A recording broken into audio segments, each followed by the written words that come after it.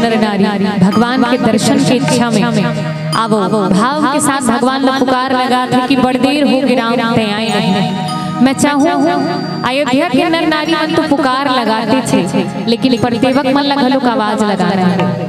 जति जन बैठे हैं हाथ खोलो और हाथ खोल के सब लोग कहना है दाई दाई कहना का है कि बड़ देर हो गई राम ते आए नहीं। भगवान से निवेदन करना है मीठा मीठा गाली के साथ हमू मन पुकार लगाबो भगवान। बड़ देर हो गई राम ते आए नहीं, बड़ देर हो गई राम ते आए नहीं, बड़ देर हो गई राम ते आए नहीं, बड़ देर हो गई राम ते आए नहीं।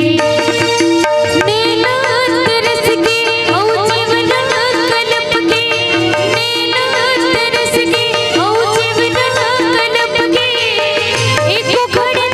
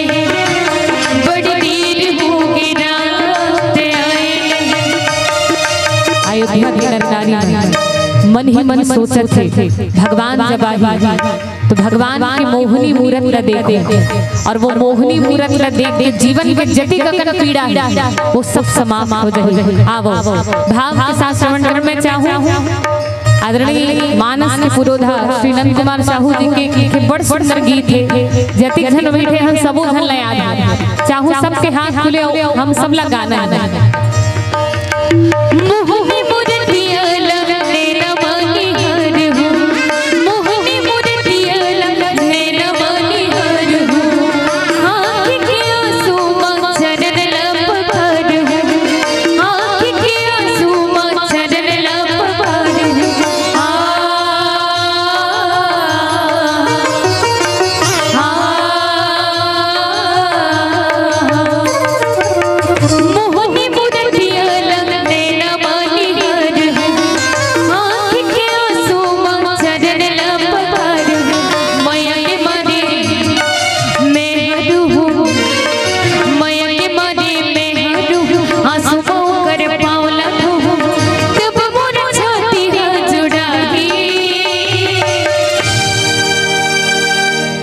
और कहना का है मोर घर राम जरूर आई। चलो जेन जिला विश्वास से दोनों हाथ खोलो और कहना है मोर घर राम जरूर आई।